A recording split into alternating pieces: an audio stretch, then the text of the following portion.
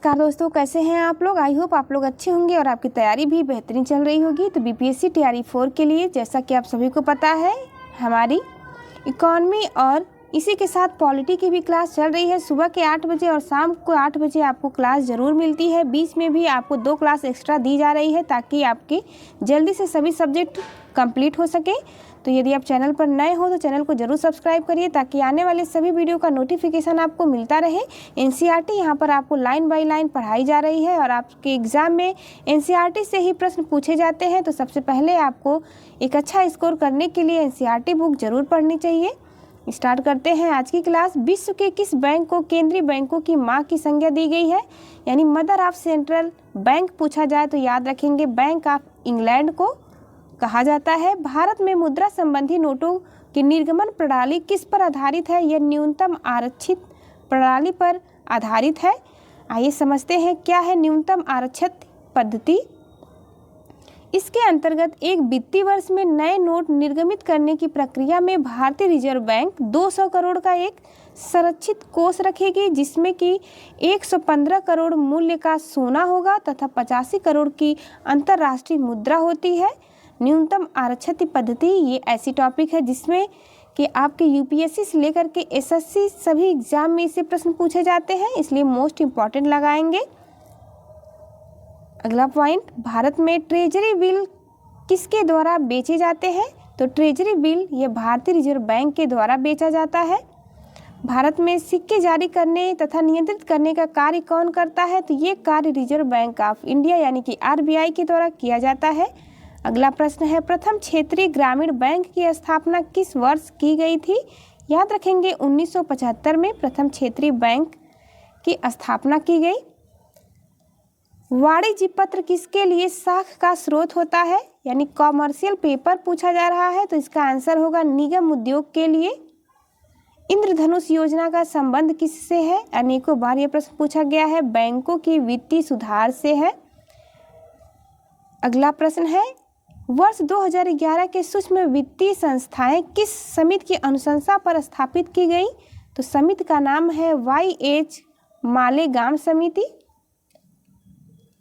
भारतीय reserve bank के लेखा वर्ष की अवधि क्या है, 1 जुलाई से 30 जुलाई होती है। आरबीआई के लेखा वर्ष की अवधि, आरबीआई ने अपने लेखांकन वर्ष को जुलाई जून से परिवर्तित कर अप्रैल मार्च करने का निर्णय किया है। इसके अंतर्गत आगामी लेखा वर्ष जुलाई 2020 से 31 मार्च 2021 तक 9 महीनों की अवधि का होगा और उसके पश्चात सभी लेखा वर्ष 1 अप्रैल से 31 मार्च तक होते हैं, यानी वर्तमान में 1 अप्रैल से 31 मार्च तक होता है आरबीआई का लेखा वर्ष।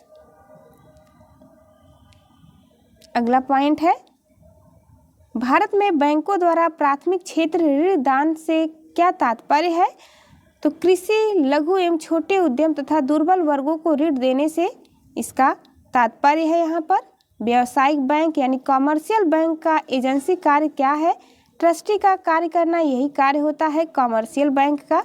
वाणिज्यिक बैंक की सूची के अंतर्गत आते हैं, ये संघ सूची के अंतर्गत आते हैं। आपको पॉलिटी की क्लास में आज सभी सूचियों को पढ़ाया गया है, ये आप नहीं देखे हैं तो उसे ज़रूर देखिएगा क्योंकि मोस्ट इम्पॉर्टेंट है आपके एग्जाम के लिए। भारतीय रुपया विश्व की 5वीं ऐसी मुद्रा है जिसका अपना प्रतीक है और चिन्ह इसका डी उदय कुमार द्वारा डिजाइन किया गया है, यानी वर्तमान में जो भारतीय रुपये का चिन्ह है उसको डिजाइन किया है डी उदय कुमार ने। नरसिम्हन समिति का संबंध किससे है, नरसिम्हन समिति का संबंध है बैंकिंग संरचना में सुधारों से। मोस्ट इम्पॉर्टेंट क्वेश्चन, भारत में व्यावसायिक बैंकों द्वारा साख सृजन का नियंत्रण कौन करता है, भारतीय रिजर्व बैंक करता है। ग्रामीण परिवारों को सीधे ऋण कौन प्रदान करता है, क्षेत्रीय ग्रामीण बैंक और भूमि विकास बैंक प्रदान करता है। किसान क्रेडिट कार्ड किससे संबंधित है, उपयोग एवं निवेश साख से संबंधित है किसान क्रेडिट कार्ड, जिसे कि शॉर्ट फॉर्म में केसीसी कहा जाता है। भारतीय रिजर्व बैंक का मुख्यालय कहाँ है, मुंबई में है। भारतीय रिजर्व बैंक के 4 मुद्रालय है जिसे कि प्रेस कहा जाता है, यानी भारतीय रिजर्व बैंक के 4 प्रेस हैं। देवास जो कि मध्य प्रदेश में है, नासिक महाराष्ट्र में है, मैसूर कर्नाटक में और सालबोनी पश्चिम बंगाल में है। ये 4 प्रेस भारत का केंद्रीय बैंक, बैंकों का बैंक किसे कहा जाता है? भारतीय रिजर्व बैंक को भारत का केंद्रीय बैंक या फिर बैंकों का बैंक कहा जाता है। भारतीय स्टेट बैंक यानी एसबीआई की स्थापना किस वर्ष हुई थी? 1955 में हुई थी। सिंपली क्लिक क्रेडिट कार्ड योजना किस बैंक द्वारा शुरू की गई है? भारतीय स्टेट बैंक के द्वारा शुरू की गई है सिंपली क्लिक क्रेडिट कार्ड योजना। भारत में प्रथम महिला बैंक की स्थापना कब और कहाँ की गई? 19 नवंबर 2013 को मुंबई में की गई है। भारत के किस बैंक ने चीन में सबसे पहले अपनी शाखा स्थापित की? भारतीय स्टेट बैंक ने। निजी भारतीय बैंकों में से किसने चीन में सर्वप्रथम अपनी शाखा स्थापित की है? एक्सिस बैंक, याद रखेंगे। सार्वजनिक क्षेत्र के 12 बैंक हैं जिसका नाम यहाँ पर दिया गया है, नाम याद रखेंगे। भारतीय स्टेट बैंक, नंबर 2 है बैंक ऑफ इंडिया, थर्ड है bank of Baroda, fourth bank of Maharashtra, fifth याद रखेंगे union bank of India, 6 number पर है यूको बैंक, 7th है पंजाब नेशनल बैंक, 8th है इंडियन ओवरसीज बैंक, 9th है central bank of India, 10th number पर है Punjab and Sind bank, 11th number पर है इंडियन बैंक और 12th नंबर पर केनरा बैंक, याद रखेंगे।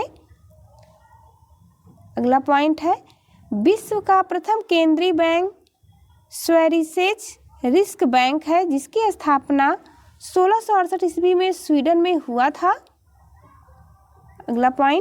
अगला पॉइंट हम देखेंगे भारत में सार्वजनिक क्षेत्र का सबसे बड़ा वाणिज्यिक बैंक कौन है? स्टेट बैंक ऑफ इंडिया है। भारत में बैंकिंग व्यवस्था के विस्तार एवं वित्तीय समावेशन को ध्यान में रखकर 19 जुलाई 1969 तथा 15 अप्रैल 1980 को क्रमशः 14 एवं 6 बड़े व्यावसायिक बैंकों का राष्ट्रीयकरण किया गया था। अगला प्रश्न देखेंगे किसान तक आसानी से पहुंच के लिए किस बैंक ने किसान क्लब स्थापित किए हैं? भारतीय स्टेट बैंक ने स्थापित किए हैं किसान क्लब। भारत में पहला इस्लामिक बैंक कहाँ स्थापित किया गया? कोच्चि, केरल में। लघु उद्योगों के क्षेत्र में कौन सा बैंक कार्य करता है? भारतीय लघु उद्योग विकास बैंक, जिसे कि शॉर्ट फॉर्म में सिड भी कहा जाता है। अगला पॉइंट देखेंगे प्रथम बैंक क्रेडिट कार्ड कब और किस देश द्वारा निर्गत किया गया था? बैंक ऑफ अमेरिका द्वारा, जो कि 1959 में हुआ। क्षेत्रीय ग्रामीण बैंक की स्थापना कब हुई? 2 अक्टूबर 1975 को। फिनेजी, लैंड बॉक्स, लंदन क्लब, रूपी सर्कल, फेयर सेंट आदि पीयर टू पीयर ऋण उपलब्ध कराने वाले प्रमुख प्लेटफॉर्म हैं। भारत के किन राज्यों में क्षेत्रीय ग्रामीण बैंक कार्यरत नहीं है? तो सिक्किम और गोवा में। मोस्ट इम्पॉर्टेंट पॉइंट है ये, स्टार लगाएंगे। भारत के किस व्यावसायिक बैंक ने सबसे पहले चलती फिरती सेवा की शुरुआत की, जिसे एटीएम कहा जाता है? तो मोबाइल एटीएम की शुरुआत सबसे पहले आईसीआईसीआई बैंक ने किया है।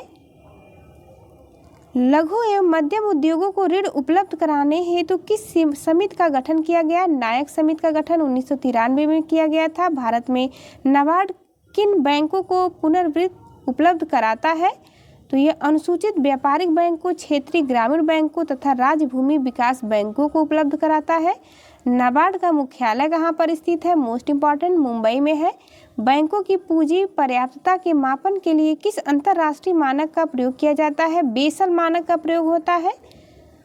वर्ष 1995-96 में स्थापित ग्रामीण अवस्थापना विकास कोष का लेखा जोखा कौन रखता है? तो राष्ट्रीय कृषि एवं ग्रामीण विकास बैंक।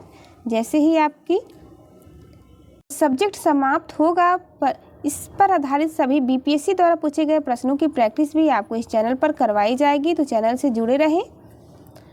स्वाभिमान कार्यक्रम का प्रमुख उद्देश्य क्या है? ग्रामीण निर्धनों के घरों तक बैंकों को पहुंचाना इसका प्रमुख उद्देश्य है। किस समिति की अनुशंसा पर भारत में जोखिम परिस्थितियों के 9% न्यूनतम पूंजी पर्याप्तता का प्रावधान किया गया है? नरसिम्हन समिति मोस्ट इम्पॉर्टेंट समिति है।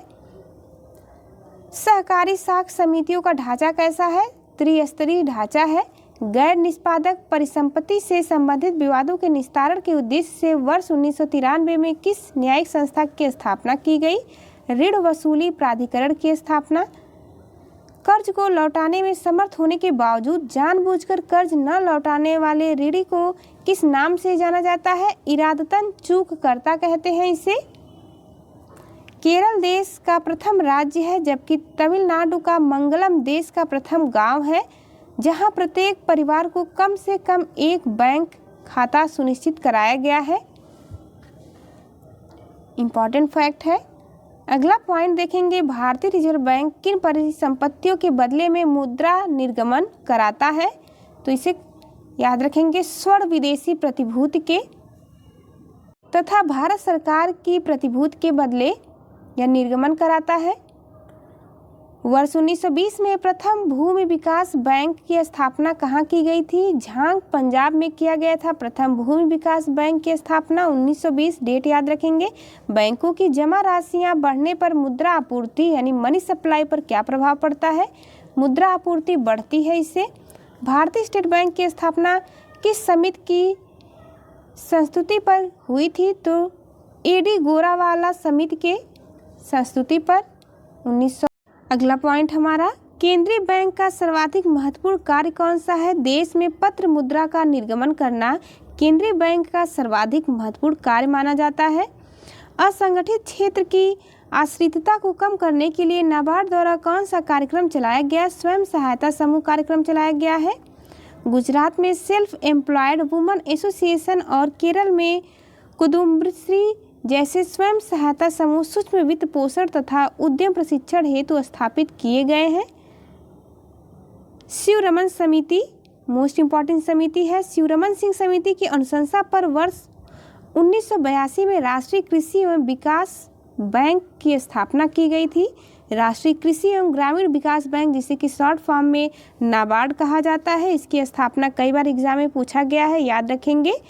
1982 में हुआ था। किसकी सिफारिश पर हुआ? तो ये प्रश्न पूछा जाए तो याद रखेंगे, शिवरमन सिंह समिति की सिफारिश पर नाबार्ड बैंक की स्थापना की जाती है। अगली टॉपिक हमारी होगी मुद्रास्फीति एवं मौद्रिक नीति क्या होती है? तो चलिए बने रहिए, अगली वीडियो में आपसे मिलते हैं।